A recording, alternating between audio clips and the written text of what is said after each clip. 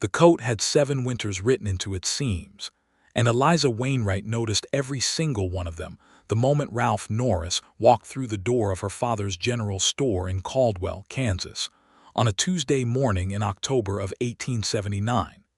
It was not the kind of coat that inspired confidence.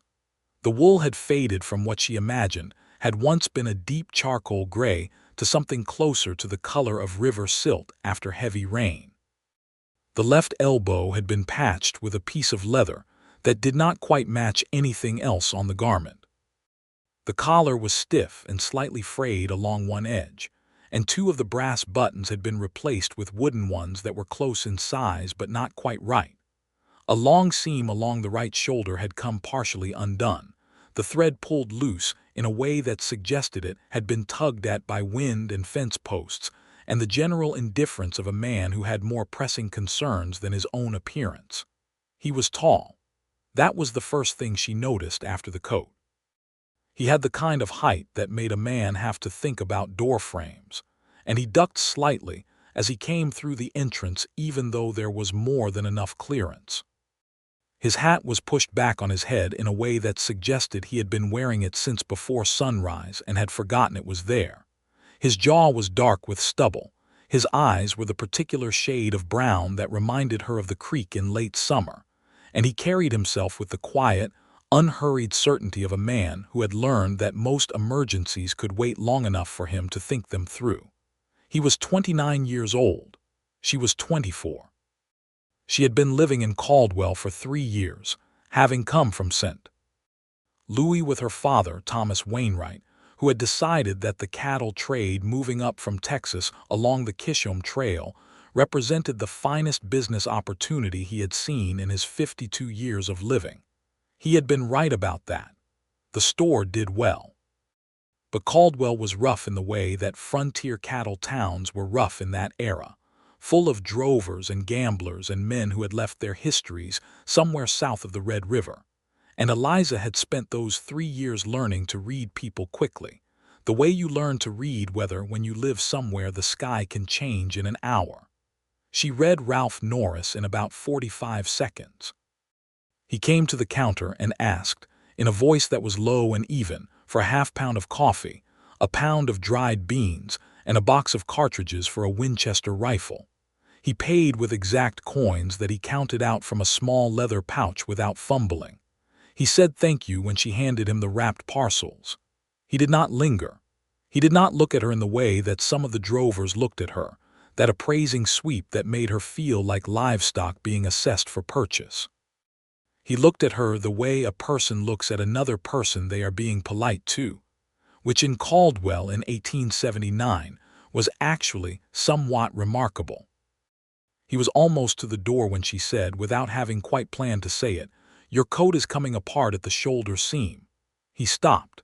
He turned around slowly, and she watched him process the statement with a kind of careful deliberateness, as though he was deciding whether it was a criticism or an observation or something else entirely. "I know," he said. "I could mend it," she said. He looked at her for a long moment. "That's a kind offer," he said, "but I can manage." He walked out into the October morning, and the bell above the door rang once and was still.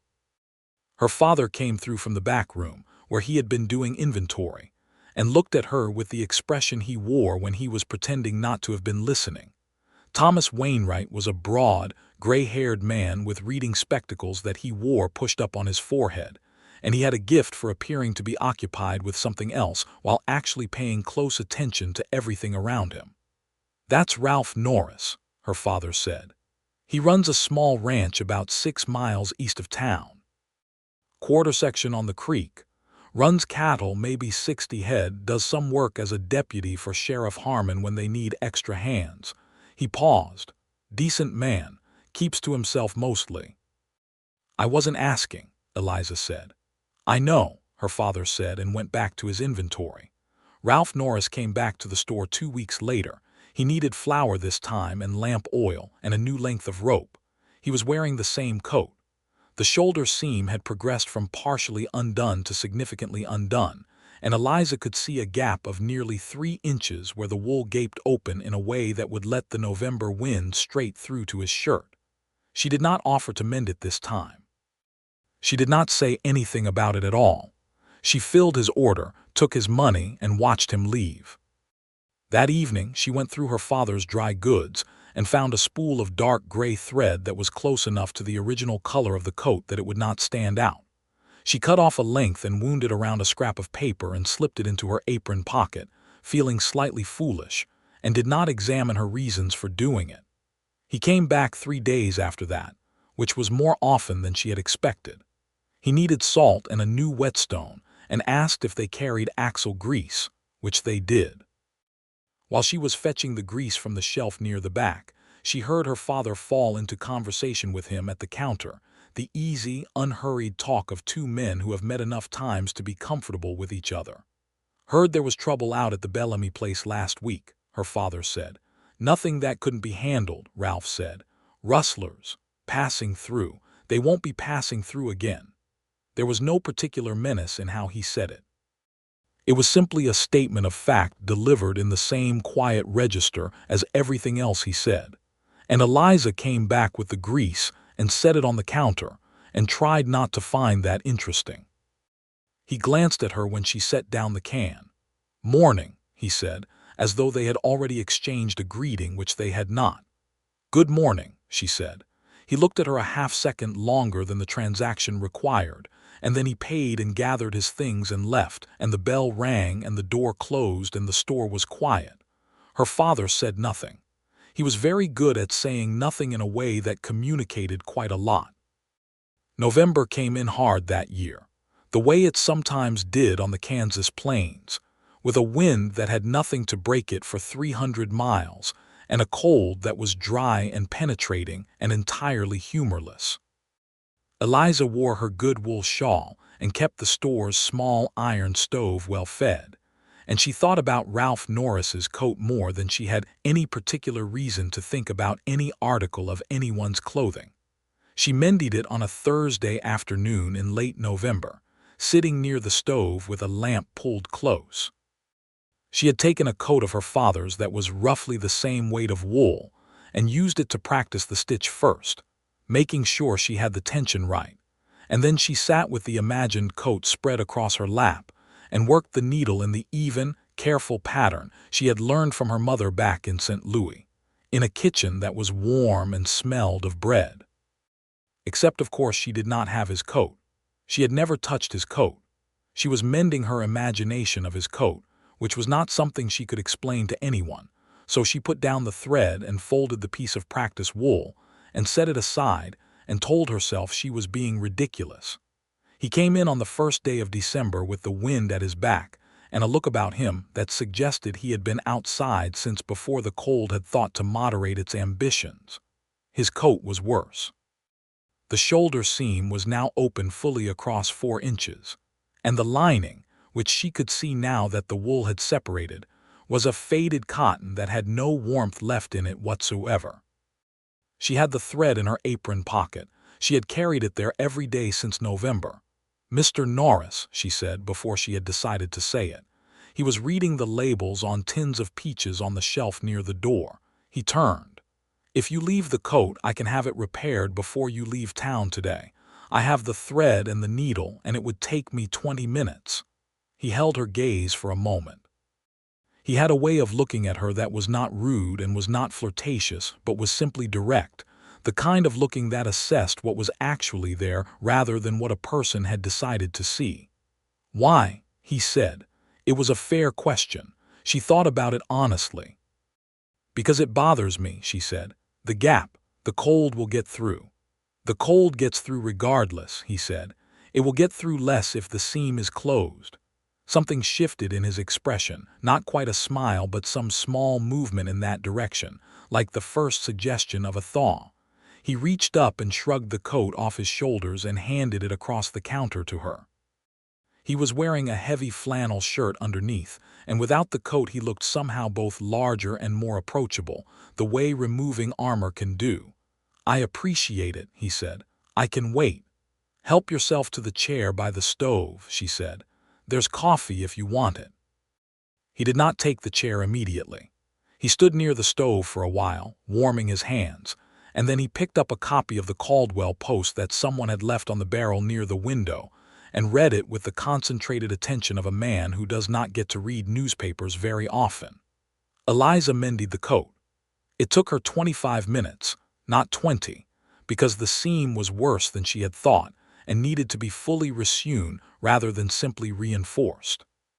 She worked steadily, pressing the edges of the wool together and drawing them tight with even stitches, and the thread was a good match, closer than she had hoped. She reinforced the patch on the elbow while she had the coat in her hands, resecuring the leather with 3 additional stitches at each corner. She looked at the collar for a long moment, and then, with a small internal argument that she lost decisively, she trimmed the frayed edge with her small scissors and stitched a neat fold that made it lie properly again. She carried the coat back to him. He set down the newspaper and stood, and she helped him back into it the way you help someone with a coat when they are standing right in front of you, reaching up to settle it onto his shoulders. And for a moment her hands were at the back of his collar and she was close enough to smell the outdoor cold on him and the smoke from the stove. He turned around and looked down at the shoulder seam and then at her. "You did more than the seam," he said. "The elbow was loose," she said, "and the collar. I noticed." "You did not seem inclined to do anything about it." He looked at her steadily. "No," he said, "I did not." He reached into his breast pocket and produced a coin and set it on the counter. "For your time and thread." She pushed it back toward him. "It was 25 minutes and a yard of thread. Keep it." He looked at the coin for a moment and then he picked it up and put it back in his pocket without arguing, which she respected. "Thank you, Miss Wainwright," he said. "You know my name," she said, which was not quite a question. "Your father has mentioned you," he said. There was a brief pause. "I should say he speaks well of you." "He speaks well of everyone," she said. "He's in trade." That movement happened again in his expression, that not quite smile. He settled his hat back on his head. "Good day, Miss Wainwright." "Good day, Mr. Norris," she said, and the bell rang and the door opened and the wind came in briefly and went out again. She stood at the counter for a moment with her needle in her hand and thought that she was in a fair amount of trouble. The winter deepened. December on the Kansas plains was a serious proposition, the kind of cold that made livestock huddle and froze the water in the stock tanks and sent anyone sensible indoors before sunset. Ralph Norris was not always sensible, in the way that a man running a ranch alone cannot always afford to be. He came into Caldwell roughly once a week, sometimes more if the weather permitted, and he stopped at the general store with the regularity of a man who needed supplies and the slightly less regular but still noticeable frequency of a man who was finding reasons to stop. Eliza observed this without letting herself make too much of it. She was a practical woman with a practical woman's understanding of the distance between noticing something and concluding something from it, and she was not in the habit of building structures on foundations she could not yet see. But she began to make sure there was coffee ready by mid-morning, because that was when he tended to come. And she found herself paying more attention to what he asked for, so that she could anticipate it and have it ready, not because she was trying to please him specifically, but because she told herself that was simply good business. She told herself this with a fairly straight face. He began to linger. Not dramatically, not in a way that required any explanation, but in the small incremental way that a man who has been keeping to himself begins to remember what it is like to be in the company of someone he finds he does not want to leave immediately. He would take his coffee and lean against the counter and ask questions about things he had read in the newspaper, or comment on the weather, or ask after her father's health in a way that suggested he genuinely wanted to know. She learned things about him in pieces, the way you learn a landscape by crossing it slowly rather than looking at a map. He had come to Kansas from Missouri 7 years ago, at 22. He had bought his quarter section with money he had saved doing ranch work in 3 other territories, and he had built his house himself from lumber he had hauled from Wichita, and he ran his cattle without a hired hand because the economics of a small operation did not support one. He had a horse named Amos who was old enough to have opinions and stated them clearly. He had no family in Kansas, no family anywhere close that he mentioned. He had worn the coat for 7 winters.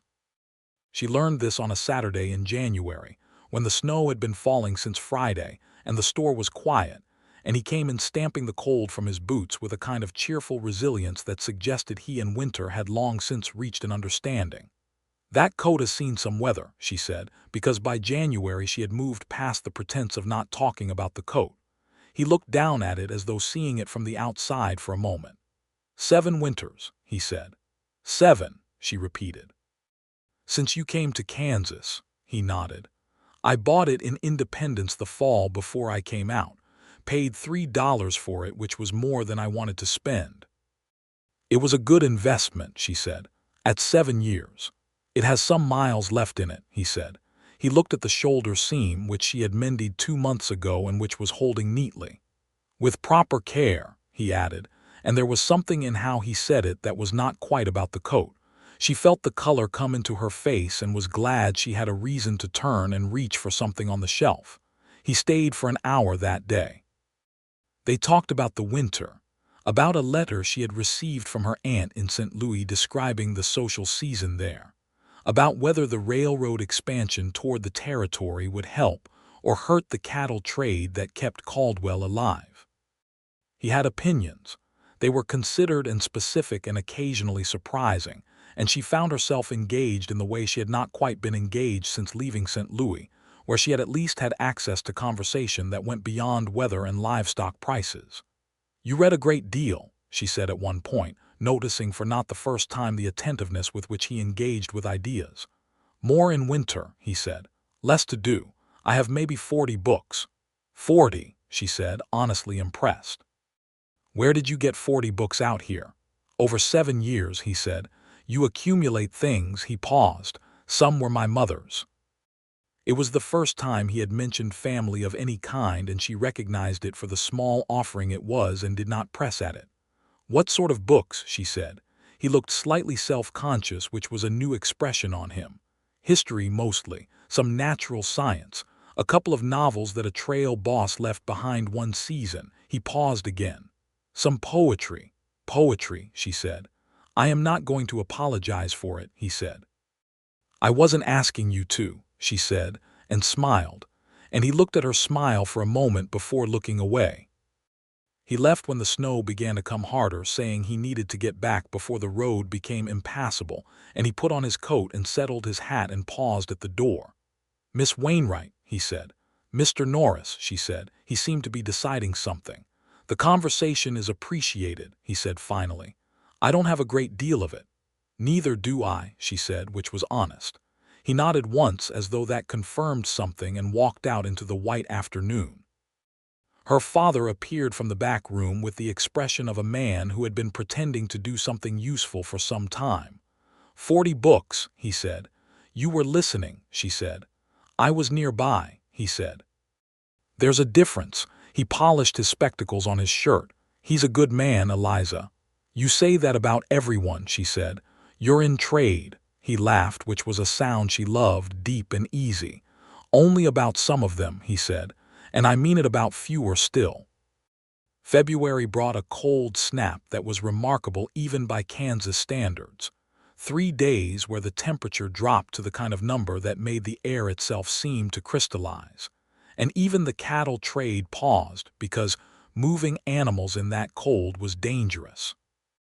The town was quieter than usual, and Eliza spent the days in the store with the stove working hard, doing the kind of organizational tasks that good weather crowded out. She had not seen Ralph in nearly 2 weeks when Sheriff Harmon came in on the second day of the cold snap and helped himself to coffee without being invited, which was his habit, and stood warming his hands with the look of a man who had news. Curtis Harmon was the sheriff of Sumner County, a broad, thick man in his 40s with a mustache that he took seriously, and a reputation for being fair-minded in a town that required considerable fairness to manage. He had been sheriff for 6 years and intended to stay sheriff, and he was one of the handful of men in Caldwell that Eliza trusted without qualification. "Norris is all right," he said, which was not how conversations usually started, and Eliza felt her stomach do something she had not asked it to do. "What happened?" she said. "Nothing dramatic. His horse came back alone yesterday morning and I went out with Billy Reeves to check. Ralph had taken a fall near the creek, ice on the bank. Twisted his ankle bad enough that he couldn't put weight on it, spent a cold night in his barn. He drank his coffee. He's fine. Ankle will heal. Too stubborn to ask for help naturally." "Naturally," Eliza said, more dryly than she had intended. Harmon gave her a look that was knowing in the benign way of a man who pays attention. "I told him he should come into town until the cold breaks. He said he was fine on his ranch. He will be probably, but it's not ideal." He set down his cup. "Just thought you'd want to know." She thought about it for one long moment and then said, "I'll take him some supplies tomorrow." Harmon said nothing, which was the same as saying everything, and left. She told her father, who was characteristically unsurprised and characteristically helpful, helping her pack a crate with coffee and flour and dried beans, and a jar of the apple preserves she had put up in the fall and a bottle of her father's good whiskey, which he surrendered with only minor protest. "Take the bay horse," he said. "He's steadier in the snow." "I know how to get to his ranch," she said. "I know you do," her father said, with the mildness of a man who has said what he meant to say. The road east of Caldwell was passable, but honest about its opinions. The snow packed hard in the tracks with ice beneath in the lower spots, and the 6 miles took her the better part of an hour. The landscape was the prairie winter at its starkest, flat and white and immense, the sky a pale gray that went on without apology in every direction. She found it beautiful in the way she always found it beautiful, which was a thing she had not expected when she first came from St. Louis. The West was not what she had imagined, neither the romantic adventure of the dime novels nor the brutal ugliness that some people warned of. It was simply itself, enormous and indifferent and occasionally devastating and genuinely extraordinary. She found his ranch without trouble. It was a modest operation, a well-made house from good lumber, a barn that was larger than the house, a corral, a smokehouse, and the beginnings of what would eventually be a second structure of some kind, the frame standing alone in the snow like a skeleton. It was orderly in the way that a man who works alone learns to be orderly, because disorganization in that situation creates work you cannot afford. She tied the bay to the corral post and knocked at the door of the house. There was a pause, the sound of something inside, and then the door opened and Ralph Norris looked at her with an expression that combined surprise and something she could only describe as naked, unguarded pleasure before it settled into the more usual quietness of his face. He was leaning on a wooden crutch fashioned from a tree branch. His ankle was wrapped in cloth strips, and he was in his shirt sleeves and sock feet, the coat hanging on a peg inside the door. He looked tired and uncomfortable and genuinely glad to see her, and all three of those things were visible for just a moment before the usual composure came back. "Miss Wainwright," he said. "You fell on the ice," she said. "Sheriff Harmon talks too much," he said. "He talks exactly the right amount," she said. "I brought supplies," she held up the crate, "and your father's whiskey, which you are not to waste on anything other than that ankle." He looked at her for a moment and then he stepped back from the door. "Come in," he said. "Please." The inside of his house was exactly what she would have guessed and several things she would not have. It was clean, meticulously so, in the way of a man who has internalized tidiness as a practical necessity. There was a large stone fireplace with a good fire in it. There was a table and 2 chairs and a chest and a bed in the far corner with a heavy quilt. There were the books, 40 of them on a set of shelves he had made from cut planks, and they were indeed his mother's. She could see the care with which they were organized. And there was on the table an open journal in which he had been writing, which he closed when she came in without making a production of it. 40 books, she said softly, looking at the shelves. 37 at the moment, he said. I lent 3 to the school teacher. She set the crate on the table and looked at his ankle. Sit down, she said. Let me look at it. It's fine, he said. You cannot put weight on it, and you spent a night in the barn in February, she said. Sit down. He sat down, and she crouched and unwound the cloth strips and looked at the ankle, which was swollen significantly, but not at any of the alarming angles that would indicate a break. It was a bad sprain, probably badly painful, and the cloth wrapping had been done competently, but she redid it slightly tighter with more even tension, and he sat very still while she worked with the concentrated stillness of a man in considerable pain who will not say so. "This will take 2 weeks to heal properly," she said. 3 if you insist on being useful on it before it's ready. "I have cattle to tend," he said. "I know you do," she said. "Are any of the neighbors close enough to check on them?" He hesitated. "Jim Bellamy is 4 miles north. He'd do it if I asked." "Then ask," she said. He looked at her with a kind of expressionless attention that she was beginning to understand meant he was feeling something he had not yet decided what to do with. "You are very direct," he said. "My father is in trade," she said. "I grew up around negotiations. You learn to be direct." She stood. "I'm going to make coffee." "You don't have to." "I know I don't have to," she said. She was already at his small iron stove, finding the coffee things with the ease of someone who has been in enough kitchens to know where items tend to live. "Tell me about the poetry," she said. There was a silence. "What about it?" he said. "Which poets? What do you read?" Another pause, this one with a slightly different quality, like the pause before a door opens. "Whitman mostly," he said. "Some Longfellow. My mother liked Tennyson." She thought about that, about a woman on the Missouri frontier keeping Tennyson. "She sounds like someone I would have liked," she said. "She was," he said. "She died when I was 19. That was how I came to have the books." "I'm sorry," she said. "She had a good life," he said. She would have said so herself. A pause. "My father was not a good man. She made a good life in spite of that." She set the coffee to heat and turned to look at him because that statement had more in it than most of what he said, and he deserved to have it received properly. "That takes strength," she said. "It does," he said. He was looking at the fireplace. "She was the strongest person I have known." "Is that why you have 40 books?" she said. "To remember her." He considered that. "Partly," he said. "And partly because books are company that does not require anything of you except attention, and I have a good deal of solitary time in which to pay attention." "You are very honest when you are in pain," she said. He almost smiled. "I am very honest generally," he said. "I am sometimes more careful about when I deploy it." She laughed, which surprised both of them slightly, a full and genuine laugh, and he watched her with an expression that was entirely unguarded for a moment before he looked back at the fire. She stayed 3 hours that day. They drank coffee and talked, and she read to him from one of his books for a while, a history of the Lewis and Clark expedition, because he said his ankle hurt too much to hold the book comfortably, and she volunteered and then simply did not stop, because she had a voice that was good for reading aloud, and she had known it since childhood. He listened with his eyes half closed, and his hands loose on the arms of the chair and the firelight on his face, and she thought, reading, that this was perhaps one of the more remarkable afternoons she had spent since coming west.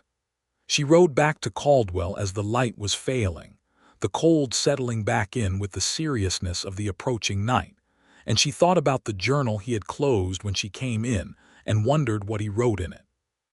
She was back 3 days later, because someone had to bring Jim Bellamy word about the cattle, and she was going that direction, and it only made sense to stop. She told herself this with complete conviction and only minor dishonesty. She brought more coffee and the apple cake her father had made, because Thomas Wainwright had opinions about hospitality and had spent the previous evening expressing them through baking. Ralph's ankle was better, somewhat. He was using the crutch less desperately, moving around the small house with the cautious testing of a man who has decided to respect his injury rather than ignore it, which she suspected had been a decision made reluctantly. He had written 2 letters that needed posting, and she took them. She had also brought, in the pocket of her coat, a new button that matched the wooden ones on his coat closely enough to serve. One of them had finally given up and fallen off somewhere, and she had noticed the empty buttonhole when she last saw him. She found it on the peg where the coat hung while he was making the coffee, and she took the coat down and sewed the button on in the time it took the water to boil. She put the coat back on the peg and said nothing about it. He noticed when he put the coat on to walk her to the door, looking down at the front with a stillness that meant he had seen it. He looked up at her. "You didn't ask me," he said. "No," she said. "I didn't." He looked at her for a long moment in the February light at the door of his house. Outside, the prairie was white and cold and enormous and very still. "Why do you do that?" he said. It was not a complaint. It was a genuine question asked with the directness she had said she appreciated in him. She thought about it honestly, the way she had been thinking about it since November. "Because I am paying attention," she said finally. He held her gaze. His jaw was tight in a way that suggested he was holding something back, and his eyes had the quality of a man who has been alone a long time and is finding the edges of that solitude for the first time in a while. "Eliza," he said, and her name in his mouth, used without the miss, quietly and without ceremony, did something to her chest she had no particular word for. "Ralph," she said. They stood there for a moment in the cold doorway with all of that around them and between them, and then she said, "Your ankle needs another week," and he said, "I know," and she climbed onto the bay and rode back toward town with the feeling of someone who has seen the shape of something and is not yet ready to name it. She named it by the time she reached the edge of Caldwell. She was in love with Ralph Norris, or very close to it, which at 24 in Kansas in 1879 was both simple and complicated in the way that most true things are. Simple because it was obvious and real, and the kind of feeling that does not require examination to confirm. Complicated because he was a man who had built his entire life around a careful self-sufficiency, who lived 6 miles from town alone with 40 books and a horse with opinions, who had said straight out that he had not had much conversation, and seemed to want to change that but had not yet done anything about it. She understood enough about men who had not been well treated in their forming years to know that wanting something and being able to reach for it were two different things. She was patient.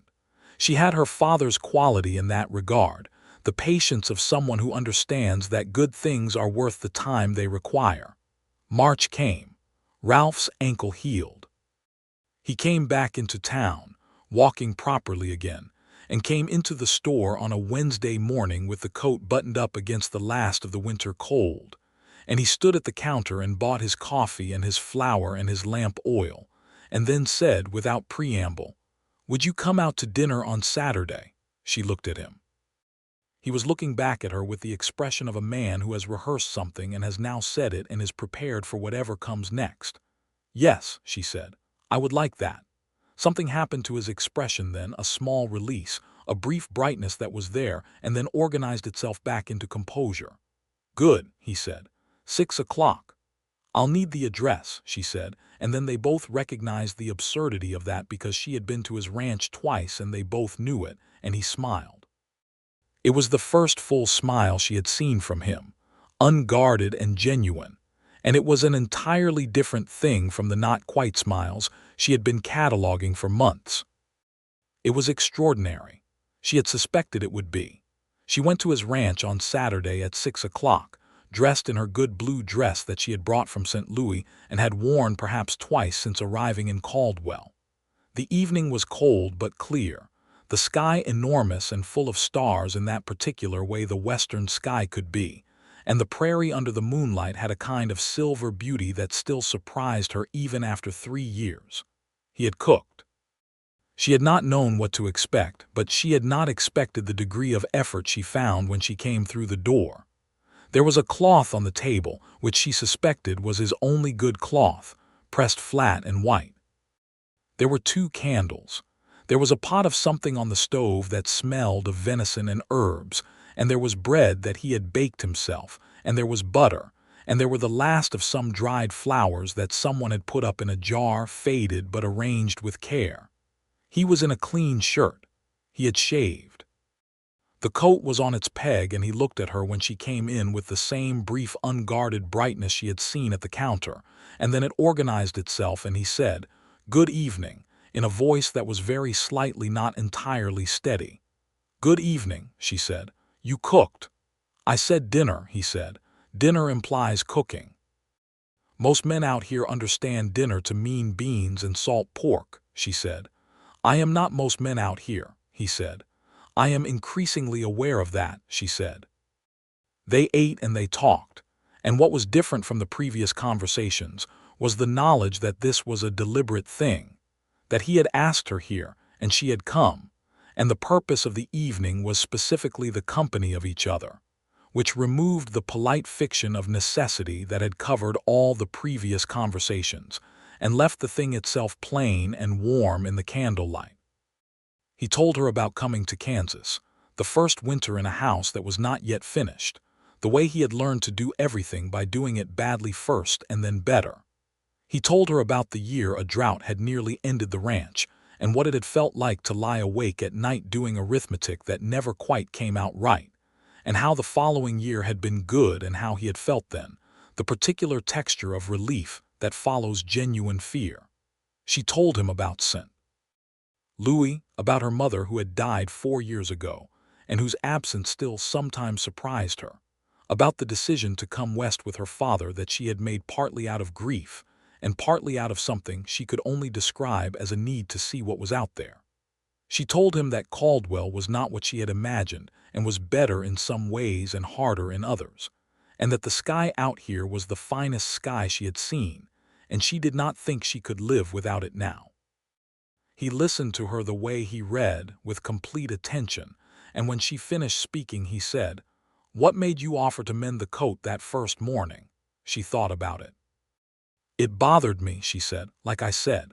"But why?" he said. "You didn't know me. There were plenty of other men who came through that store with coats in worse condition." "Were there?" she said. He waited. "You paid with exact coins," she said. "You said thank you without prompting.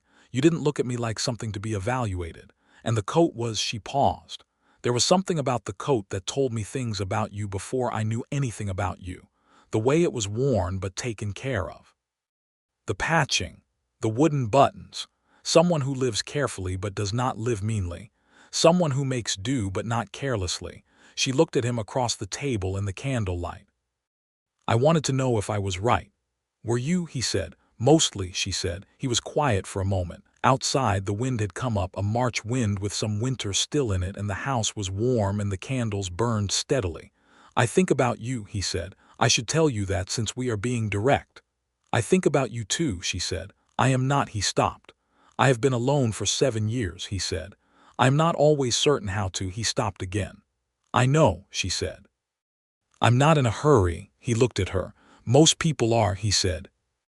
"I'm not most people," she said, and he recognized his own words and something crinkled near his eyes, and she reached across the table and put her hand over his where it rested on the cloth, briefly, warmly, and then took it back. He looked down at where her hand had been for a moment and then back up at her, and what she saw in his face was so honest and undefended that she had to look at the candle. He walked her to the bay and helped her up, standing in the cold March night with his hands in his pockets, looking up at her. "May I call on you?" he said, formally, "at the store." "You already call on me at the store," she said. "Formally," he said again with a small emphasis. "Yes," she said. "You may." He nodded, and she rode home under the enormous stars with the feeling of someone who has found the place they were going without having known they were looking. April was spring on the prairie, sudden and extravagant after the long winter, the grass coming back a green so vivid it seemed almost argumentative, the wildflowers beginning in the low places along the creek, the cattle moving with a new energy that matched everything else. Ralph came into town twice a week now, reliably, and he and Eliza walked in the evenings when the weather allowed, along the main street of Caldwell or out toward the edge of town where the prairie opened up. They talked continuously and not at all, in the way of two people who have found that silence with each other is not something that needs to be filled. She met his horse Amos in April, on a Saturday when she rode out to the ranch with no particular excuse, and did not bother to manufacture one. Amos was a tall gray with a white blaze and the expression of a horse who had been somewhere and had thoughts about it. He sniffed her hand with judicial thoroughness and then allowed himself to be patted, which Ralph observed from the fence rail with a look of quiet satisfaction. "He doesn't do that with most people," Ralph said. "What does he do with most people?" she said. "He moves away," Ralph said. "He has opinions about who is worth his time." She looked at Ralph. "Apparently it runs in the company," she said. He got down from the fence rail and came and stood beside her, and they were both looking at Amos, who had moved away to more interesting grass, and Ralph's hand found hers. He did not make a production of it. He simply took her hand and held it, standing there in the April afternoon with the prairie around them, and she felt the warmth of his hand and the steadiness of it, and thought that this was what she had been moving toward since the first Tuesday in October. She turned and looked up at him. He was looking down at her with an expression she had not seen on him before, something that had put away all the carefully maintained composure and was simply there, open and real. "Eliza," he said. "Yes," she said, before he said anything else, because she could see what was coming and she wanted him to know it was already answered. He cupped her face in his hands. In that April afternoon, with the horse at a polite distance, and the meadowlarks going in the grass, and the sky that enormous specific blue that only existed out here. And he kissed her with a gentleness that she had not expected from a man that size, careful and real.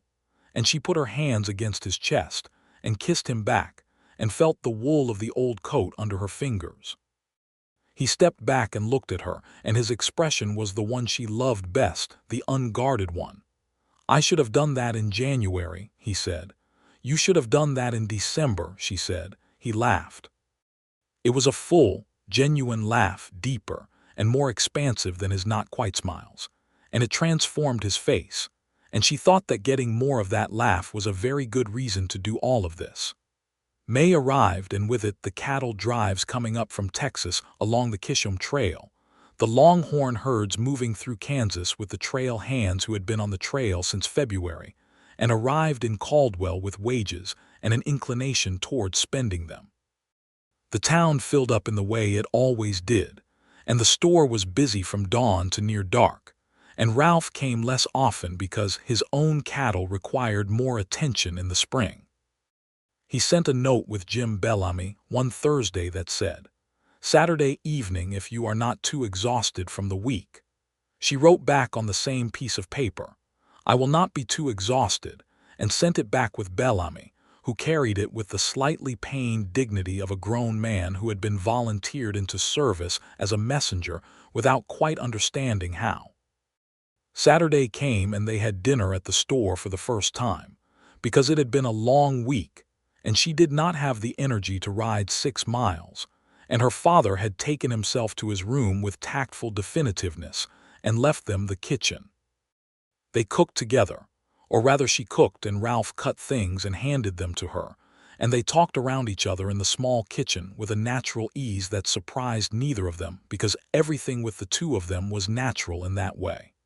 He told her that evening about the year he had nearly left Kansas. The drought year, it had been, 2 years back when the grass had gone to dust and the creek had dropped and he had lain awake doing the arithmetic and it had never come out.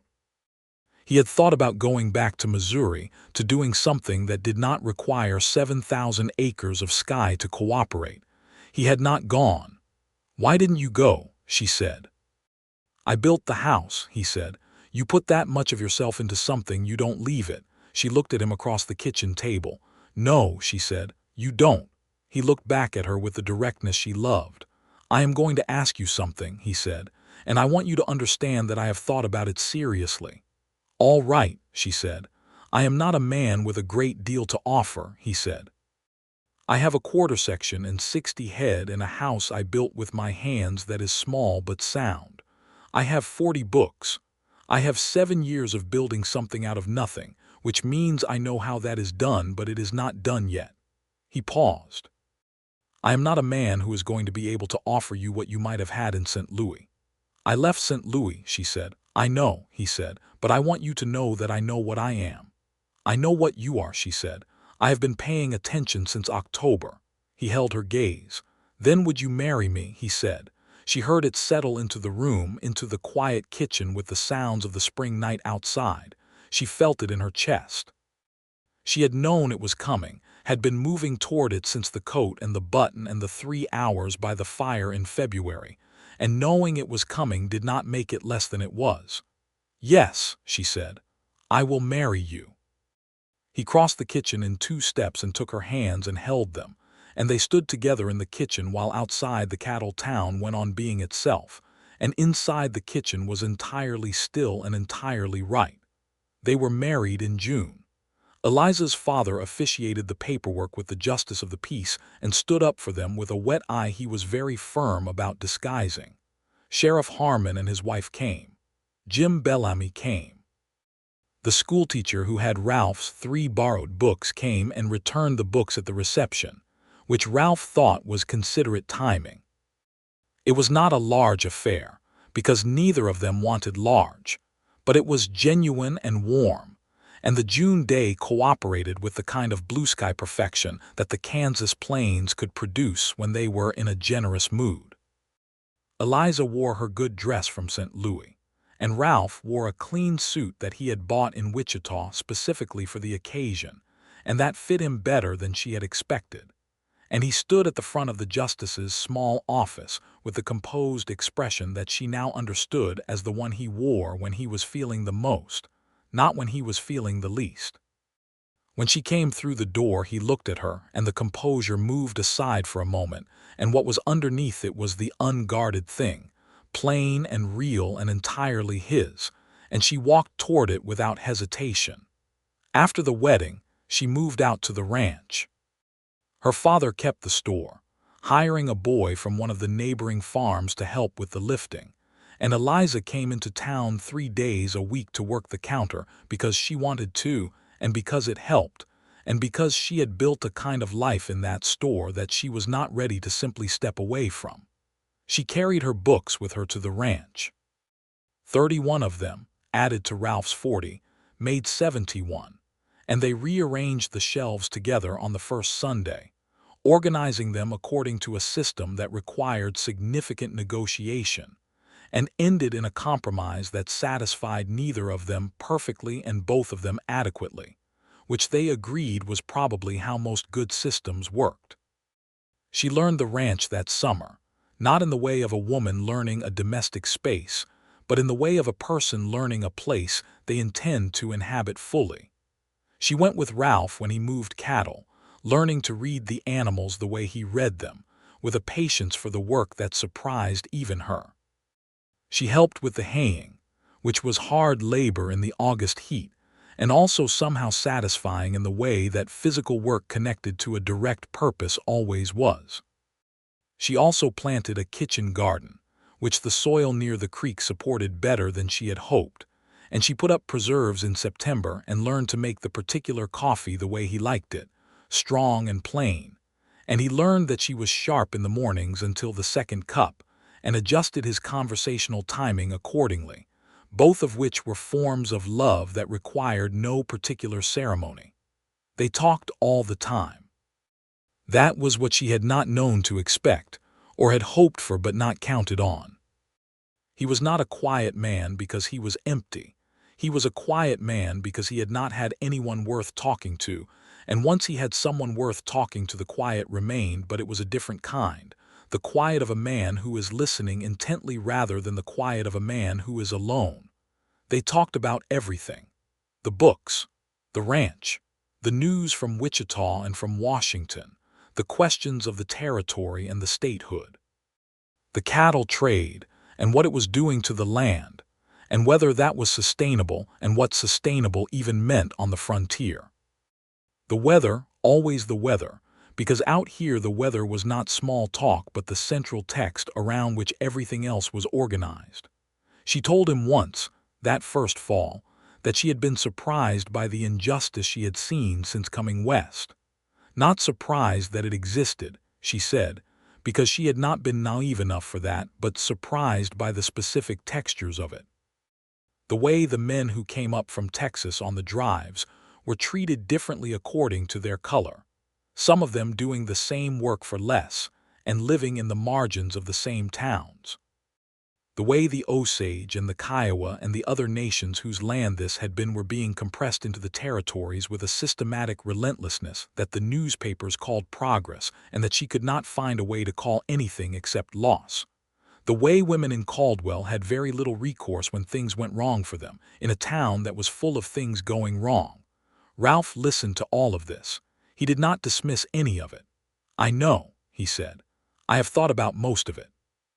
"Does thinking about it do anything?" she said. "Not much," he said honestly. "I try to do what I can in the specific place I am. I pay my hands what the work is worth when I have hands. I don't cheat anyone in a trade. I try to use the small influence I have with the sheriff toward fairness." He paused. "It's not enough." "No," she said, "but it's something." "It's all most people have," he said. "The specific thing they can do in the specific place they are." She thought about that a great deal. The first winter of their marriage was the 7th winter of his coat, and she mended it twice more that season. She mended it in December when the lining finally gave out at the hem, and she replaced a full section of it with cotton from one of her own old petticoats, which was white against the gray but invisible on the inside and warm. She mended it in February when the right cuff began to separate from the sleeve, resewing it with a double stitch that she was confident would outlast the next several winters. He watched her mend it the second time, sitting across from her at the kitchen table with his book, and after a while he looked up and said, "You know you don't have to do that." "I know," she said. "You've said that before," he said. "It's been true both times," she said. He was quiet for a moment. "Why do you do it?" He said for the second time, the first having been in the April afternoon by the corral. But this time the question had a different quality, quieter, more interior. She thought about her answer. "Because you wore this coat for 7 winters before I knew you," she said. 7 winters you managed everything alone, the ranch and the drought and the cold and all of it in this coat, and the coat shows it. And I can't give you back those 7 winters, but I can." She paused. "I can make sure the next 7 are warmer." He set down his book. He was looking at her with the unguarded expression, the one she could read now, the one that meant the most. "Eliza," he said. "Ralph," she said. He came around the table and crouched beside her chair and took the coat from her hands and set it aside and held both of her hands in his, and he looked at her for a long moment in the February lamplight. "I did not know I was waiting," he said. "All those years. I thought I was simply building something. I did not know I was waiting." "What were you waiting for?" she said, though she thought she knew. "This," he said. "You, someone who pays attention." He held her hands. "Someone who mends the coat without being asked." She kissed him, leaning forward from the chair, and he held her carefully, and they stayed like that in the warm kitchen with the cold outside and the fire in the stove and the 71 books on the shelves and the coat on the table. The spring of 1880 brought good news. The ranch had been productive through its first full year under their joint management, and Ralph had added 10 head to the herd and begun the second structure in earnest, extending the barn to create a larger hay storage that would serve them better in the winters ahead. He hired a young man named Frank Doyle, 17 and a half, who was the son of a homesteader 3 miles north and who needed work and was willing to learn. And Frank worked hard and stayed out of the way in the manner of a young man who understood his situation clearly. In March, Eliza knew she was expecting a child. She told Ralph on a Sunday morning, sitting at the kitchen table with the coffee between them and the early spring light coming through the window, and she said it plainly because she was a plain-spoken woman. He looked at her with an expression she had never seen before, something entirely new on his face, something that she thought was made of equal parts terror and joy in a proportion that leaned toward joy. He stood up from the table and came around to her side and knelt down beside her chair for the second time in their marriage and took her face in his hands and looked at her. "Are you well?" he said. "How do you feel?" "I feel entirely well," she said. "A little tired in the mornings. The coffee helps." "Then we will have a great deal of coffee," he said, which was such an intensely Ralph statement that she laughed, and he pressed his forehead against hers briefly and said, "I did not know it was possible to be this frightened of something I want this much." "That is just love," she said. That is what love does. He kissed her forehead and then her hands and sat back down and picked up his coffee cup and held it without drinking from it, looking out the window at the spring morning. "A child," he said. "A child," she agreed. He nodded slowly, in the way he had of processing things at his own speed, and then he said, "I need to make the second bedroom weather-tight before September." "You have time," she said. "I do not want to not have time," he said, which was entirely him, and she reached across the table and covered his hand with hers. Their son was born in October of 1880 in the farmhouse on the creek, with the midwife Mrs. Calloway from Caldwell and Thomas Wainwright in the front room trying with partial success to read a book and not listen. They named him James Thomas Norris. James for no one in particular and Thomas for his grandfather, who wept without any attempt at concealment when he held the boy, and recovered his dignity in a way that nobody chose to mention. Ralph held his son in the first hour after his birth, standing by the window with the October afternoon light around them, holding the boy with the careful steadiness he brought to everything and looking at him with an expression that was entirely beyond the reach of his usual composure. Eliza watched from the bed, exhausted and warm, and thought that she had never seen him look like that and hoped she would spend the rest of her life seeing him look like that. "Hello," Ralph said to the baby. Just that. "Hello." The baby looked at him with the unfocused intensity of the newly arrived. "You have a great deal to figure out," Ralph said. "I will do what I can to help." Eliza said, "You are going to be magnificent at this." He looked up from the baby. "You cannot know that," he said. "I can," she said. "I have been paying attention." He looked back down at James Thomas. "He is very small," he said. "He will get larger," she said. He came and sat beside the bed with the baby, and they were quiet for a while, the three of them, while Thomas Wainwright could be heard in the front room reading aloud to himself at an increased volume, as though that might communicate that he was absolutely not listening. Frank Doyle knocked the following morning, hat in hand, to offer congratulations. He stood in the yard and said, looking at his boots, that he was glad for them and that the cattle were all right, and that he had fixed the fence on the south pasture without being asked. Eliza, standing at the door with James Thomas wrapped against the October chill, told him that the fence was exactly what needed doing, and that he was a good hand, and Frank went back to work with the look of a young man who had been given something he needed. James Thomas grew with the energy that babies devote to growing, filling the small house with a noise and a presence that reorganized everything around itself in the way that children do, making the house feel simultaneously smaller and larger. Ralph adjusted to fatherhood with the same methodical attentiveness he brought to everything, learning the specific language of the baby's various needs, reading to him from the books in the evenings with the same concentrated delivery he brought to everything, carrying him around the ranch, and introducing him to Amos with a formality that would have been entirely absurd if it had not been entirely Ralph. Amos sniffed the baby with judicial thoroughness and then moved away to more interesting grass. "He likes him," Ralph said. "He moved away," Eliza said. "He moved away slowly," Ralph said. "That is approval. The coat did not make it through the winter of 1881, not entirely. It had been mended 6 times now. The shoulder seam twice, the elbow twice, the hem once, the cuff once, and the lining had been replaced in a section, and it was still wearing because the wool itself was good wool from the original $3 and had not surrendered to the years. But in January of 1881, Ralph caught it on a fence nail in a way that tore a section of the back panel, not a seam but the actual fabric, a long diagonal tier that went through 2 layers. He came into the kitchen with the coat over his arm and held it up in the lamplight, looking at the tier with an expression that was not exactly grief, but was in the vicinity. "I think," he said carefully, "that the coat may be at the end." Eliza looked at the tier. She reached out and took the coat from him and held it up. The tier was significant. The fabric in that area had been under stress for a long time and the surrounding material had weakened. She ran her fingers along the tier and felt the wool. "Sit down," she said. "Eliza, sit down," she said again, kindly. She took the coat to the table and the lamp, and she sat and looked at it for a long time. He sat across from her and watched. She mended the tier.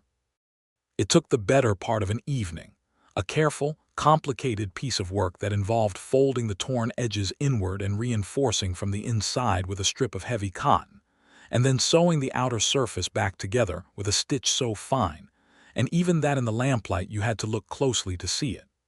She sat with the baby asleep in the next room and the fire in the stove and Ralph across the table reading, or pretending to read, and she worked steadily until the coat was whole. She set it on the table and smoothed it flat with her hands. Ralph looked at it for a long moment. He looked up at her. "You are remarkable," he said. "It was just a tear," she said. "No," he said. "It was not just a tear." He looked at her steadily. "And you know that." She did know that. The coat was 7 years of coming to Kansas alone and building something from nothing, and it was the first thing she had ever paid attention to in him. And it was the coat he had worn when she had met him, and the coat he had handed across the counter that first afternoon with a kind of quiet trust that she understood now as the first real thing he had ever given her. It was not just a coat. It had never been just a coat. "You should get a new one," she said, "in the spring." "Eventually," he said. "This one has some left in it." She smiled at him across the table. "It does," she said. "With proper care." He came around the table and helped her up and held her in the kitchen with the lamp burning and the coat on the table, and he said into her hair, "7 winters before you, Eliza. I did not know what I was missing." "8 now," she said. "8 now," he said, "and counting." The spring of 1882 was the one that changed the ranch from a modest operation into something beginning to approach real prosperity. The cattle prices had been good, and Ralph had been careful, and he made the decision to expand the herd to 120 head, buying good stock from a rancher coming down from Wyoming who needed to sell quickly. It was the largest financial commitment he had made since buying the land, and he sat at the kitchen table for 2 evenings doing the arithmetic with the seriousness of a man who understands what failure looks like and does not intend to invite it. Eliza sat with him both evenings, not because he needed her to do the arithmetic, but because the arithmetic went better when she was there, which he had said directly, and which she understood to be true in the way that many things were simply true about the two of them. She asked the questions he had not asked himself, the specific practical questions about carrying costs and water supply in a dry year and the state of the markets in Wichita, and he answered them or admitted he didn't know, and they worked through it together. He made the purchase. It was right. The year was a good one for cattle, the grass coming in well after a wet spring, and by fall they had built what they had built and it was solid. Frank Doyle, now 19 and a full hand in every sense, had become a fixture on the ranch in the way of a young man who has found the place where he fits. He had turned out to have a genuine gift with horses, which Ralph recognized and encouraged, and he was beginning to train young stock with a patience that impressed everyone. He was also, Eliza noticed, spending an increasing amount of time finding reasons to be near the Bellamy farm, where Jim Bellamy's eldest daughter, a practical young woman of 18 named Clara, could often be found working the vegetable garden. Eliza mentioned this to Ralph one evening.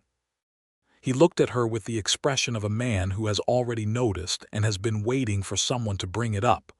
"I know," he said. "Are you going to say anything to him?" she said. "He's a man grown," Ralph said. "He doesn't need my advice about courting." "He might like it," she said. Ralph thought about it. "He knows where I live," he said. "If he wants to ask anything, he can ask." Frank did, in fact, ask about a week later on a Thursday morning when Ralph was repairing the fence along the east pasture, and Frank was doing the same thing 15 yards away. He asked in a way that suggested he had been thinking about how to ask for some time and had finally decided that the only way was directly, which Ralph approved of. "I'd like to court Clara Bellamy," Frank said. "Properly. I wanted you to know." Ralph hammered a fence staple home before responding. "Does she know?" he said. "I think so," Frank said. I'm going to ask her formally on Sunday. Have you spoken to her father? I'm going to do that first, Frank said. Saturday, Ralph looked at him steadily. You have a good job and a good reputation, he said. You work hard and you're honest, that's what a father needs to know. He went back to the fence. She'd be lucky to have you. Frank was quiet for a moment. Thank you, he said. Don't thank me, Ralph said. Go ask her properly. He did. Clara said yes. Jim Bellamy said yes. The courtship was conducted with appropriate seriousness and considerable happiness, and Eliza and Clara Bellamy found in each other a friendship that had been waiting for an occasion to declare itself. Sitting together in the Bellamy kitchen on a November afternoon, while the men were outside with the cattle, talking about everything with the directness of two women who had both been paying attention to the world around them, and were glad to have someone to share the observations with. The second pregnancy announced itself in the spring of 1883.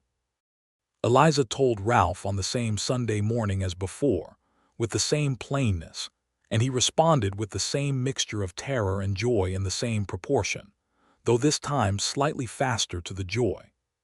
James Thomas, who was 2.5 and had inherited his father's height and his mother's capacity for direct observation, viewed the proceedings with the serious attention of a small person who understands that significant changes are occurring and is gathering information about them. He had been told there would be a baby. He had questions. Ralph answered all of them with complete seriousness, including the ones about where exactly babies came from, which he handled with a factual simplicity that Eliza thought was admirable, and also carefully avoided repeating to anyone else in Caldwell. Their daughter was born in September of 1883. They named her Margaret after Ralph's mother, a name he had carried in the back of his mind since before Eliza, and that he offered when she asked, handing it to her the way he had handed her the coat that first afternoon, with quiet trust. She was dark-haired and had from the first week a quality of attentiveness that made you feel she was taking notes, which Ralph said she had come by honestly. She looks at everything the way you do, he said, holding Margaret in the October light. And what way is that? Eliza said. Like she's trying to understand it, he said. Like she's going to understand it eventually and is in no hurry but is absolutely certain she will. That is a very good quality, Eliza said. It is the best quality, he said, looking at Eliza over the baby's head. I have thought so for 4 years. Frank Doyle and Clara Bellamy were married in the spring of 1884, in a ceremony that Caldwell turned out for in good numbers, because both families were well regarded, and because the spring had been promising and people were in the mood for celebration. Ralph stood up for Frank and Eliza stood up for Clara, and afterward in the Bellamy yard with the evening coming on warm and golden, Ralph found Eliza near the fence where she had gone to have a quiet moment away from the gathering, and he came and stood beside her and they looked out at the creek and the greening prairie together. 4 years ago in April, he said. 4 years, she said. In this same county, he said. The same creek, the same sky. Different coats, she said. He looked down at himself.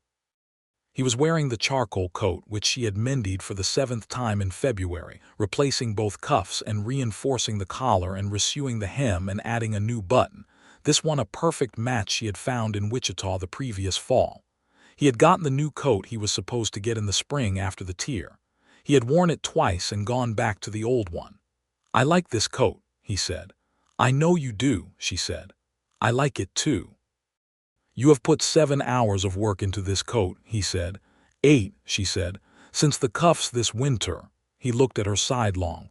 Are you keeping track? I am always keeping track, she said. I'm paying attention. He put his arm around her, there at the fence in the April evening with the sounds of the celebration behind them and the creek ahead. She leaned into him and felt the familiar weight of his arm and the familiar wool of the coat, worn and warm and entirely itself. I want to tell you something, he said. Tell me, she said. I am the happiest I have ever been, he said. It was said in the same even voice he said everything in, the one that meant he was telling the plain truth without decoration. I want you to know that, not because you don't know it, but because I think it should be said aloud. She turned to look at him. He was looking at the creek, the early evening light on his face, and he was entirely himself. This man she had read in 45 seconds and known in 4 years. The man with the 7-winter coat and the 40 books and the horse with opinions. The man who had built a life from nothing in a hard country and had not known he was waiting until she offered to mend a seam. "I am too," she said. "Happier than I knew was possible, which I also think should be said aloud." He turned and looked at her. The unguarded expression, the good one. He kissed her at the fence in the April evening, with the wedding celebration going on behind them and the creek ahead, and she kissed him back, and neither of them was in any hurry at all. The years that followed built themselves out of the work and the weather and the children and the talk that never stopped. The 71 books on the shelves becoming 109, as they acquired new ones in Wichita and occasionally in Dodge City, and once from a traveling bookseller who came through Caldwell with a wagon and sold Ralph 6 volumes on natural history that he read with the intensity of a man discovering a language he had always suspected existed. James Thomas grew into a tall, deliberate boy who loved the cattle and the horses, and had a gift for mathematics that appeared somewhere around age 7, and expanded steadily, filling notebooks with calculations that nobody had asked him to do and that were, when Ralph checked them, correct.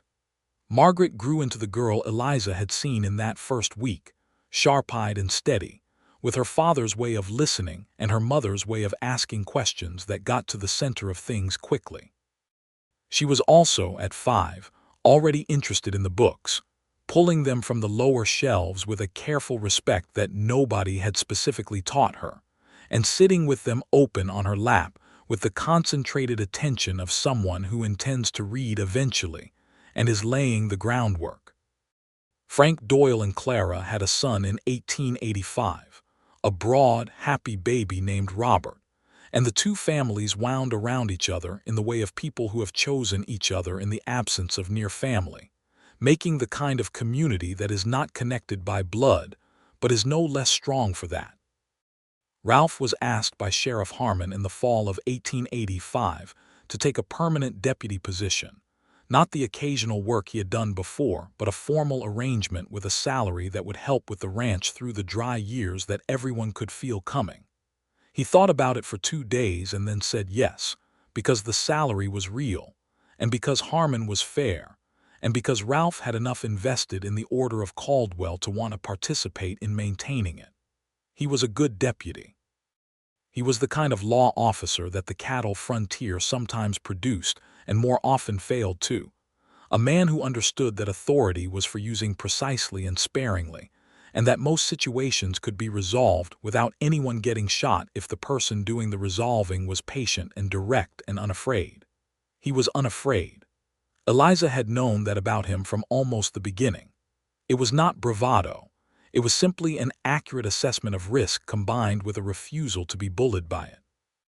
There was a difficult situation in the spring of 1886 involving a group of drovers who had decided that the cattle they were moving north were better than the brands on them suggested, which was a polite way of saying they were moving stolen cattle through Sumner County. Harmon and Ralph dealt with it over 3 long days that Eliza spent in the ranch house with James Thomas and Margaret and her father, who had ridden out to stay with a calmness that she was not entirely sure she shared. Ralph came home on the 3rd evening without drama, arriving in time for supper, taking off the coat and hanging it on the peg, and sitting down at the table with the expression of a tired and hungry man. He had a bruise along his jaw that had not been there before. She looked at it and he said, "I'm fine," which she could see was true and which she accepted. After the children were in bed, he told her what had happened, plainly and without embellishment, because they did not keep things from each other. There had been a confrontation, and the confrontation had included some violence, and it was resolved in the way that things were resolved on the frontier when the law held firm, with the drovers in custody and the stolen cattle impounded and no permanent harm done. He did not like having done the things that resolution required. He said so. He was a man who was clear about what the law sometimes demanded and clear about how he felt about demanding it. "Are you all right?" she said. She meant all of it, not just the bruise. "I will be," he said. "Give me a day." She gave him the day, and the day after that he was himself again, the way he always came back to himself, quietly and without ceremony. The coat required attention in the winter of 1886, a full renovation that was more reconstruction than mending. The right shoulder seam had come apart again, the fourth time now, and she did it properly this time, fully removing and resewing the entire seam with doubled thread, and reinforcing it with a strip of canvas on the inside. The leather patch on the elbow, which had served for 7 years, had finally worn through, and she replaced it with a new piece, darker brown than the original but well attached. She replaced the lining entirely, using a heavy gray cotton that she had ordered specifically from Wichita, and when she was done the coat was less original than it had been and more sturdy, and it fit Ralph exactly as it always had, which she had made sure of. He put it on when she handed it back and looked down at it and then at her. "Is there any of the original coat left?" he said. "Most of the wool panels," she said. "The structure, the places that weren't mended." "So it is still the coat," he said. "It is still the coat," she said. He nodded. He pulled her against him there in the January kitchen. Outside, the Kansas winter was conducting its usual serious business, but inside the house was warm and full and entirely different from the house it had been 9 years ago when he had lived in it alone. "Thank you," he said, "for all of it." She knew he did not only mean the coat. In the spring of 1887, Thomas Wainwright announced that he intended to retire from the general store and travel east to visit his sister in St. Louis, who had been asking him for years. He sold the store to a young couple from Missouri, the Kellers, who had come west with what everyone agreed was the right combination of energy and sense. He spent a week in Caldwell settling things, and then came out to the ranch for 2 weeks before he left, sleeping in the room that had been added to the back of the house the previous summer, sitting on the porch with his coffee and his reading spectacles, and watching his grandchildren with the expression of a man who has everything he could have asked for. On his last evening he sat with Ralph and Eliza at the kitchen table after the children were in bed, and they drank whiskey from the last of his good bottle, and he looked at the two of them for a while in the lamplight. "I want to say something," he said, "while I am saying things." "Go ahead," Eliza said. "When you first offered to mend that coat," he said, looking at Eliza, "I was standing right there in the back room. I heard it, and I thought, there it is. That's the thing, that's who she is." He looked at Ralph. "And when you left and came back 2 weeks later, I thought, he knows it too, he just hasn't gotten there yet." Ralph held the older man's gaze. "You were right," he said. "I usually am," Thomas said. "It is one of the few consistent pleasures of age." He raised his glass. "To the coat," he said. They drank to the coat. It hung on its peg behind the door, the renovated, mended, reconstituted coat, still charcoal gray, still itself after 9 winters now, 8 of which had been warmer than the 7 before. Thomas Wainwright went to St. Louis and wrote them long letters that arrived twice a month, full of the news of his sister's household and the state of the city and his thoughts on the various books he was reading. And Ralph wrote back in his even hand with the detail of a man who understood that news from home was a gift. Eliza wrote every week, filling pages with the children and the ranch and the specific texture of the life they were living, and her father read them aloud to her aunt in St. Louis, who had never been West and who understood from them that the West was more than the dime novels had led her to believe. James Thomas, at 8, had decided he wanted to be an engineer. He had explained this to Ralph one morning at breakfast with the precision of a child who has thought it through. Ralph had listened to the whole thing and then said, "The mathematics is good," and James Thomas had said, "I know," and that had been the end of it in the easy way that things were resolved between them. Margaret, at 5, had decided she wanted to read every book in the house. She was making progress. In the summer of 1888, Frank Doyle came to Ralph with the news that he had saved enough to buy his own land, a half-section to the north that was coming available when old Henderson decided to go to his son in Colorado. He came to Ralph with the figure and the plan laid out in the way Ralph had taught him, with the arithmetic done and the questions anticipated, and Ralph went through it with him the way he went through everything, carefully and without false reassurance, and at the end of it said, "It's good. Do it." Frank did it. The Doyle Ranch grew up alongside the Norris Ranch in the way that neighboring operations grow when the people involved are genuinely good to each other, sharing equipment and labor in the heavy seasons, trading stock when the genetics needed refreshing, existing in that practical Western neighborliness.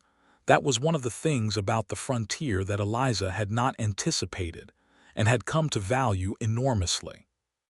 Clara Doyle had her second child, a daughter, in 1888, and named her Eleanor, and Eleanor and Margaret Norris became friends of the ferocious kind that 5-year-old girls can be, each recognizing in the other someone worth paying attention to. The coat went into its 10th winter in 1888. Eliza looked at it in November with the eye of a woman who had mended it 9 times and knew it the way you know something you have worked with closely for years, and she mended it once more, the collar this time, which had been coming loose from the inside, and she sewed the whole collar down firmly and pressed it flat and hung it back on the peg. Ralph came in from the barn and found her standing looking at the coat on the peg. He came and stood beside her. "How many times?" he said. "9," she said. "9," he repeated. "Over 8 years. 8 winters that I have been here," she said, "and one that I wasn't." He put his arm around her. They looked at the coat together. "I'm going to wear it until it is not a coat anymore," he said. "I know," she said, "and I am going to mend it until it is not mendable." He kissed the side of her head. Outside, the November wind was beginning, the dry prairie wind of the approaching winter, and the house was warm with the stove going and the good smell of the supper she had left on to slow cook. And James Thomas and Margaret could be heard in the front room, James Thomas reading aloud at the request of his sister, who was particular about the voices. Ralph Norris stood in his kitchen with his arm around his wife, and listened to his children, and thought about a young man who had come from Missouri with $3 worth of coat, and no one waiting, and had built something out of the flat Kansas land through 7 winters of learning and failing and trying again. He thought about that young man and could not quite connect him to himself except through the coat, which still hung on the peg and still fit, and which bore in its mended seams and replaced buttons and renovated lining the record of 8 years of someone paying attention. "I never thanked you properly," he said. "You have thanked me every day for 8 years, she said. "Not for the coat," he said.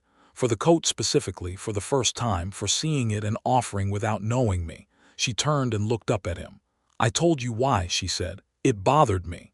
"I know what you said," he said, "and I know you meant it, but I also know that it was an act of extraordinary kindness extended toward a stranger who hadn't done anything to deserve it." He held her gaze. "I have thought about that for 8 years. About what it would have meant if I had walked out of that store and never come back, what I would have missed." "You came back," she said. "I came back because you saw me," he said. "Not the coat, me. You saw what the coat meant about me." He paused. No one had done that before. She held his gaze for a long moment, and what she felt in that moment was the full weight of the 8 years and the 9 times of mending and the 2 children in the next room and the 71 to 109 books and the winter evenings and the spring mornings and all the conversations that never stopped. She felt it as a whole thing, gathered and complete and still going. "You were worth seeing," she said. He kissed her, there in the kitchen in the beginning of the 10th winter, and she kissed him back with the warmth of a woman who has found the place she intended to be and has not had a single reason to doubt the direction. The years turned. The children grew. James Thomas went east to study engineering when he was 17, in 1897, on a train from Wichita with his mother on the platform trying very hard to be practical about it, and his father standing beside her being exactly as practical as she was, which was not very. He wrote regularly and came home for the summers, and was doing something genuinely brilliant with bridges, the letters suggested, or at least bridges were involved in the calculations he described. Margaret stayed closer, marrying at 20 the son of a Wichita merchant who was not a ranch man, but was a thoughtful and decent man who understood what he was marrying into and was glad of it, and who moved with her to a farmstead 12 miles from the Norris ranch, and came for Sunday dinners with the reliability of someone who has recognized where the warmth is. Frank and Clara Doyle's son, Robert, grew into a young man who wanted to ranch, which everyone who had watched him grow could have predicted, and who worked with the seriousness of a man who had watched his father build something from a job on someone else's land. He was 20 when he started courting a young woman from Medicine Lodge, and he did it with a deliberateness that made Frank and Clara exchange a look of recognition across their supper table. Ralph came back from the deputy work in 1896, when Harmon retired and the new sheriff had his own people. He went back to the ranch full-time, which by then was 140 head on a half-section, the original quarter and another they had added in 1890, and the house that had been 1 room and a kitchen was 4 rooms and a real kitchen, and a proper porch that faced east to catch the morning. He went back to the cattle, and the horses and the 67 books he still held from the original collection, because 109 had come and some had gone, lent, and not returned or given away when someone needed them or destroyed in the flood of 1893 that took the bottom shelf. He was 50 years old in 1900, which arrived with all the ceremony that the turn of a century could produce even in the small town of Caldwell, Kansas. And he was lean and weathered, and had gray coming into his hair at the temples and was, Eliza thought, watching him across the porch in the September evening of his birthday, the finest-looking man she had known. She was 45, and her hair was mostly brown still with silver at the edges, and she had the face of a woman who has spent 20 years in the western sun and done it on her own terms. She had kept her father's quality, the patience, and her own quality, the attention, and she had put both of them in service of everything she loved. He caught her looking and raised an eyebrow. "I'm paying attention," she said. He came and sat beside her on the porch in the western evening, the prairie going golden and enormous in all directions. The coat was inside on its peg. She had mended it for the last time the previous spring, at 52 years of wear on the original wool, and she had told him then that she had done what she could, and the coat itself had decided to be done. He had looked at it and looked at her and hung it on the peg one more time, and there it stayed. He had a new coat, a good one, bought in Wichita at her direction, heavy wool the same charcoal color as the original. It was 3 years old now and had not yet needed mending, which was either a testament to its quality or to the fact that they were both slightly more careful than they had been. She had kept the old coat on the peg. She was not ready to remove it, and he had not asked her to. "What are you thinking?" he said, sitting beside her in the September evening.